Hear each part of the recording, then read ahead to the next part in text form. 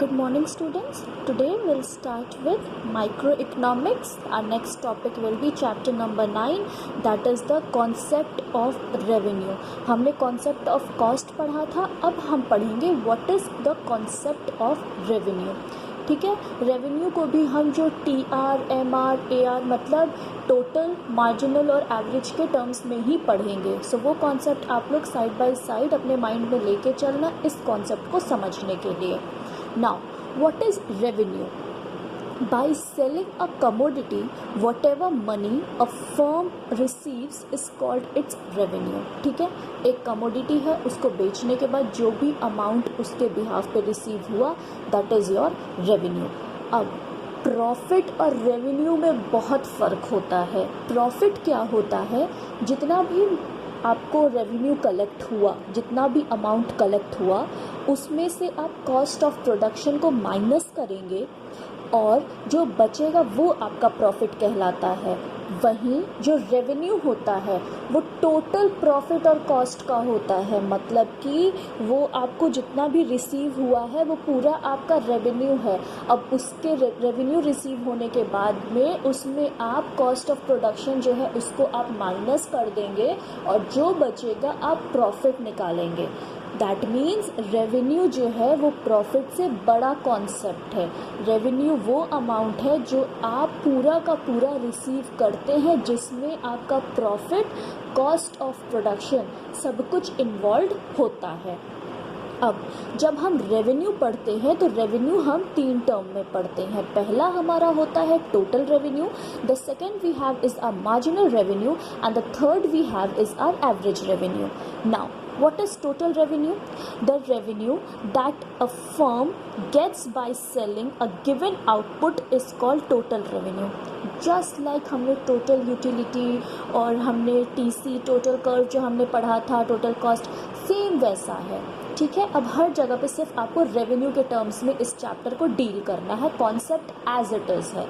ठीक है, so total revenue is the revenue that a firm gets by selling a given output is called total revenue.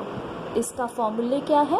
TR equals to P into Q, where P equals to price and Q equals to the quantity or the output, and TR is your total revenue. Next we move on to marginal revenue. What is MR? MR का जो हम indication करते हैं formula वो ये है, MR equals to TRN minus TRN minus 1. जैसे हम मार्जिनल के केस में हमेशा करते हैं, N मतलब हम टोटल में से N में से N माइनस 1 करते हैं. Here MR equals to marginal revenue, TRN equals to TR of N units of output, where TRN minus 1 is TR of N minus 1 units of output. इसको आप एक और तरीके से कर सकते हैं, MR equals to change in TR upon change in quantity sold. That means summation TR upon summation Q. इससे आप MR निकाल सकते हैं. What is MR? MR is the change in total revenue when one more unit of a commodity is sold. MR क्या है? Is the change. हम जब एक एडिशनल यूनिट को हमने और सेल किया, उससे जो और एडिशनल रेवेन्यू आया, that is your marginal revenue. Total revenue में एक एडिशनल आउटपुट के सेल होने से जो चेंजेस आते हैं, that is called your marginal revenue. Next we come for average revenue, that is denoted by AR. Average revenue refers to revenue per unit of output. Per unit हम average कैसे निकालते हैं? Per unit पे हम निकालते हैं. जैसे आपके मार्क्स अगर मैं एवरेज पूछूं तो आप कैसे बताओगे मुझे? आप अपने पूरे मार्क्स को समेशन करके डिवाइड करोगे नंबर ऑफ सब्जेक्ट से. सो वैसे ही आपका एवरेज रेवेन्यू भी है कि एक सिंगल आउटपुट सेल करने पे हम कितना वहाँ पे रेवेन्यू अर्न कर रहे हैं, that is called your average revenue. जिसको हम कैसे कैलकुलेट करते हैं? AR equals to TR upon Q.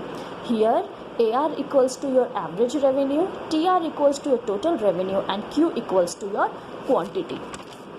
Next, एक एग्जाम्पल लेके हम इसको समझते हैं. एक numerical, find out TR and MR when AR is constant that equals to 10. ठीक है, AR क्या होता है? AR equals to your price. ठीक है, क्यों? क्योंकि हम जब टी आर का हमने डिनोशन किया था तो टी आर इक्वल्स क्या होता है, पी इंटू क्यू। ठीक है, तो जब हम यहाँ पे दिया है when A R equals to A R is constant, तो आप ए आर को हमेशा पी समझते हैं। In revenue terms average revenue क्या है आपका, पर यूनिट है। पर यूनिट का मतलब क्या हुआ, प्राइस हुआ। ठीक है, सो आउटपुट आपको दिया हुआ है यहाँ पर 1 2 3 4 5। आपको यहाँ पर प्राइस दिया हुआ है that equals to your A R that is constant 10 10 10 10 10। अब इसको आप कैसे इसमें से टी आर निकालेंगे, आउटपुट आपको दिया है, प्राइस आपको दिया है, टी आर हम कैसे निकालते हैं, ए आर इंटू क्यू। टोटल हम ऐसे ही निकालेंगे ए आर इंटू क्यू, क्योंकि हमने जब ए आर निकालना होता है तो टी आर से हम क्यू को डिवाइड करते हैं। अब हमें निकालना है यहाँ पर टी आर, तो हम क्या करेंगे, ए आर इंटू क्यू कर देंगे। तो हमने क्या किया, 10 into 1 is 10, 10 into 2 is 20, 10 into 3 is 30, 10 into 4 is 40 and 10 into 5 is 50। ये हमारा यहाँ पे टी आर निकल गया। अब हमें निकालना है एम आर। मार्जिनल हम कैसे निकालते थे, n माइनस n माइनस 1।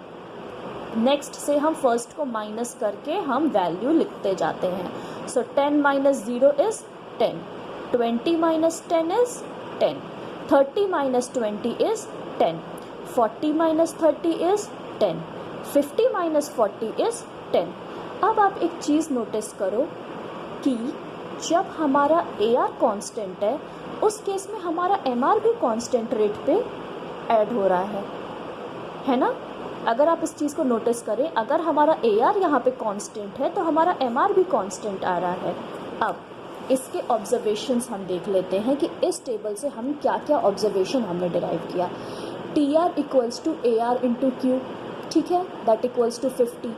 और जब ए आर इंटू आपने क्यू कर दिया 10 इंटू टोटल आउटपुट जो थे 5, लास्ट आउटपुट 5, तो आपका 50 आया। सारा आप एम आर को ऐड करो, समेशन क्या आ रहा है, इक्वल्स टू एम आर। इसका मतलब है T R also equals to summation M R. ठीक है, then A R equals to T R upon Q, जो हमें फॉर्मूला में ऑलरेडी पता है।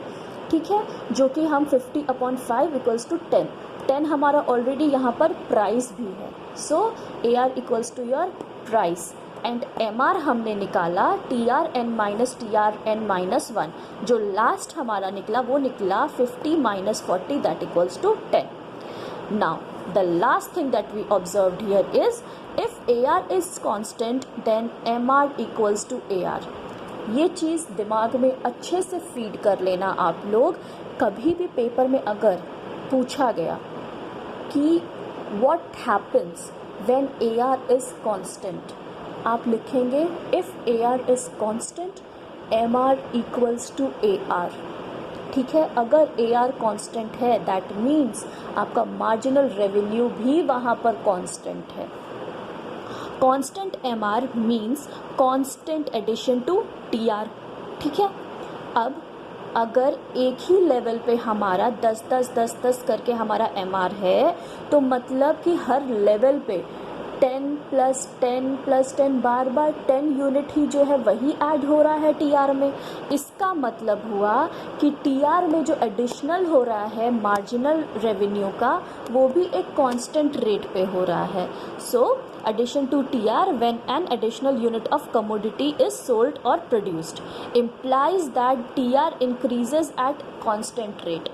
ठीक है, अब जब TR इक्वल्स टू MR है तो उस केस में जब बार बार MR जो एक ही वैल्यू बार बार TR में ऐड होगी, इसका मतलब है कि जो TR इंक्रीज होगा वो भी एक कांस्टेंट रेट पर ही इंक्रीज करेगा।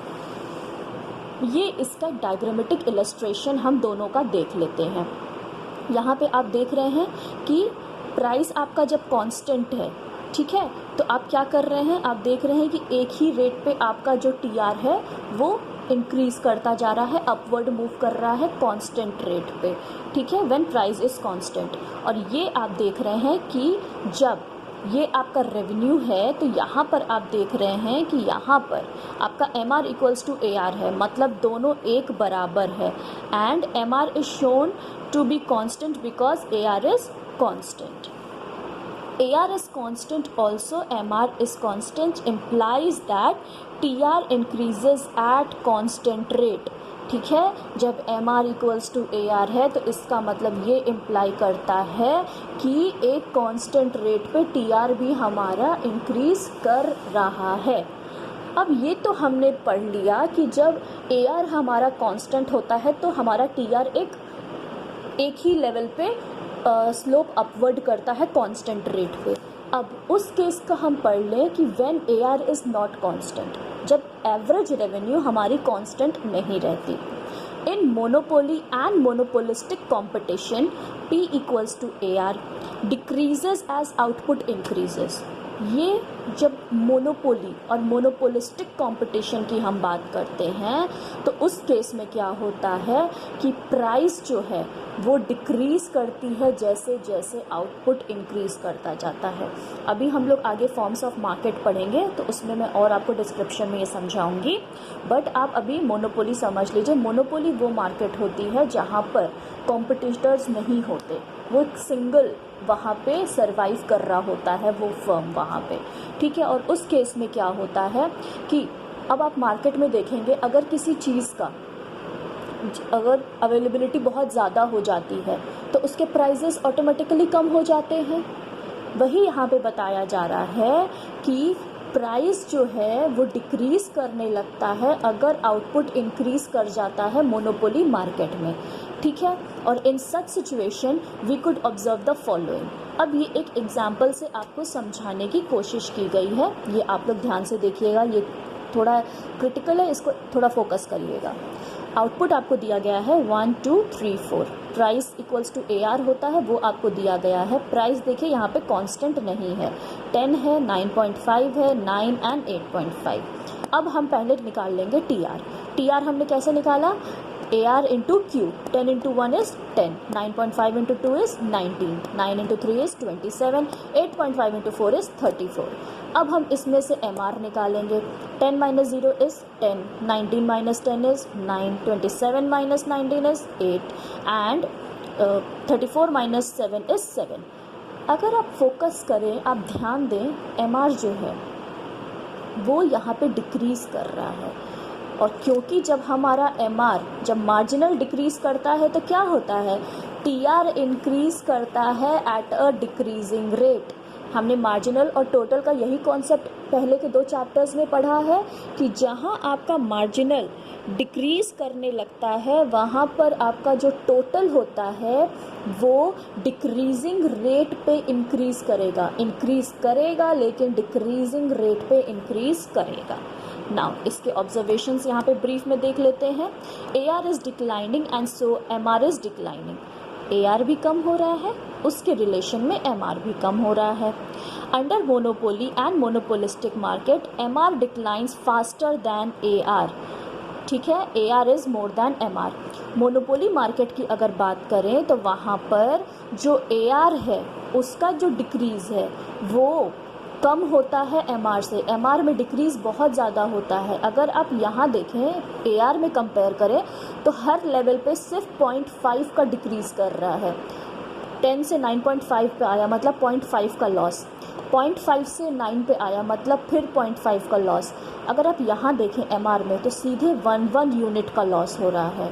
तो मोनोपोली में जब AR आपका कांस्टेंट नहीं होता है तो वहाँ पर जो MR का डिक्रीजिंग होती है, डिक्लाइनिंग होती है, वो ज़्यादा होती है आपके AR से, ठीक है।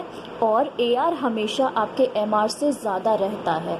जो रेट्स होते हैं वो MR के ज़्यादा होते हैं। MR बहुत ज़्यादा रेट पे, AR से ज़्यादा रेट पे नीचे गिरता है, लेकिन AR जो है वो ज़्यादा होता है आपके MR से।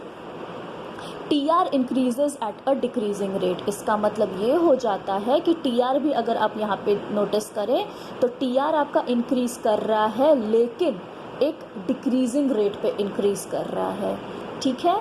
रेवेन्यू का कॉन्सेप्ट आपको टोटल, एवरेज और मार्जिनल जो हमने कॉस्ट में पढ़ा था, यूटिलिटी में पढ़ा था, उसके कॉन्सेप्ट्स बहुत क्लियर किए थे उस टाइम पे। सो आपको इस चैप्टर में सिर्फ हर चीज़ को रेवेन्यू के पॉइंट ऑफ व्यू से देखना है और ये चैप्टर आपके लिए बहुत इजी है, ठीक है। तो इसने को आप नोट डाउन कर लीजिए. Tomorrow will start with the diagrammatic illustration of TR, AR and MR under the monopoly and monopolistic competition market.